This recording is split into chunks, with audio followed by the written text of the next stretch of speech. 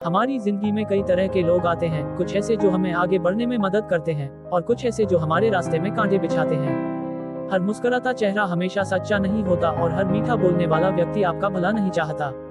यही कारण है कि एक बहुत ही महत्वपूर्ण प्रश्न जीवन में बार बार उठता है, बुरे लोगों की पहचान कैसे करें। अगर हम समय रहते ऐसे लोगों की पहचान कर लें तो कई मानसिक, भावनात्मक और सामाजिक संकटों से बच सकते हैं।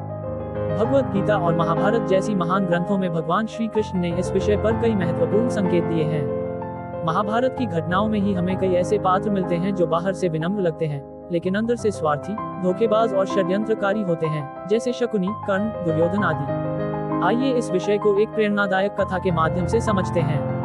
कुरुक्षेत्र का युद्ध चल रहा था। एक दिन युद्ध के बीच एक क्षण ऐसा आया जब अर्जुन ने श्री कृष्ण से एक असमंजस भरा प्रश्न पूछा। अर्जुन, हे माधव, एक बात मेरे मन को विचलित कर रही है। युद्ध के इतने दिनों में कई बार मुझे ऐसा लगा कि मैं अपने शत्रु को ठीक से पहचान नहीं पाया। कई बार कोई मित्र बनकर आया और पीठ में छुरा घोंप गया। क्या आप मुझे बता सकते हैं बुरे लोगों की पहचान कैसे की जाए? श्री कृष्ण मुस्कुराए और बोले, अर्जुन, ये प्रश्न जितना सरल लगता है उत्तर उतना ही गहरा है। बुरे लोग छाया की तरह होते हैं, जब तक रोशनी सामने रहती है वो पीछे छिपे रहते हैं, लेकिन अंधेरा आते ही वो और गहरे हो जाते हैं। चलो मैं तुम्हें कुछ संकेत देता हूँ जिससे तुम जीवन में ऐसे लोगों की पहचान कर सको। श्री कृष्ण की अनमोल सीख, बुरे लोगों की पहचान इन संकेतों के माध्यम से कर सकते हैं। 1. जो हर समय दूसरों की बुराई करता हो।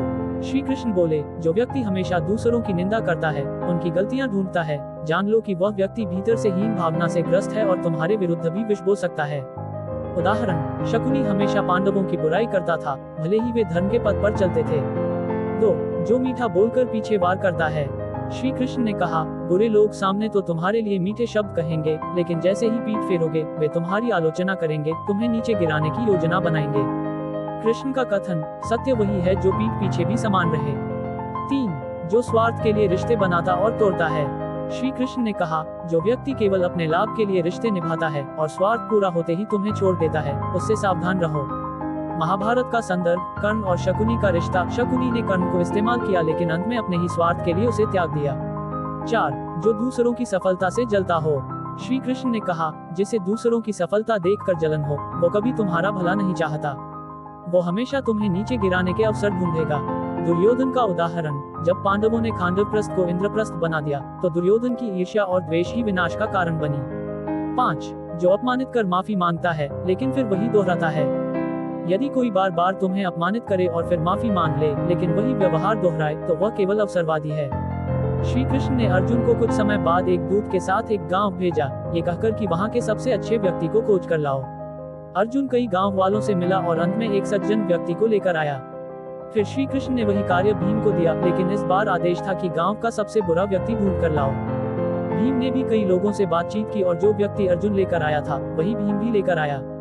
अर्जुन चकित हो गया। अर्जुन बोला, मुझे ये व्यक्ति सबसे सज्जन लगा और भीम को यही सबसे बुरा कैसे लगा? श्री कृष्ण मुस्कुराए और बोले, बुराई और अच्छाई देखने का नजरिया आत्मा की गहराई से आता है, लेकिन जब तुम अपने धैर्य, विवेक, अनुभव और भावना से जांचोगे तभी तुम्हें सही दृष्टिकोण मिलेगा।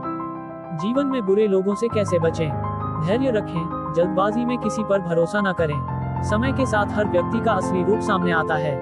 सीमा निर्धारित करें, जरूरत से ज्यादा किसी को अपने जीवन में शामिल न करें, विशेषकर तब जब आप उन्हें अभी पूरी तरह नहीं समझते। अपने मन की आवाज सुनें, कई बार दिल से जो शक होता है वो सही होता है। अपने अंतर मन को अनदेखा न करें, शब्द नहीं कर्म देखें, लोग क्या कहते हैं उससे ज्यादा जरूरी है वो क्या करते हैं। धोखे से सीखें, न कि टूटें। अगर किसी ने आपको धोखा दिया है तो उसे जीवन का सबक समझें, न कि हार का कारण। महाभारत केवल एक युद्ध की गाथा नहीं है, वह एक मानव मन के संघर्ष की कहानी है, अच्छाई और बुराई के बीच। श्री कृष्ण ने हमेशा ये सिखाया कि जीवन में अगर तुम बुरे लोगों की पहचान कर लो और उनसे दूरी बना लो तो आधी समस्याएं स्वतः समाप्त हो जाती हैं। श्री कृष्ण कहते हैं, सत्यमेव जयते, परंतु सत्य को पहचानना भी उतना ही जरूरी है।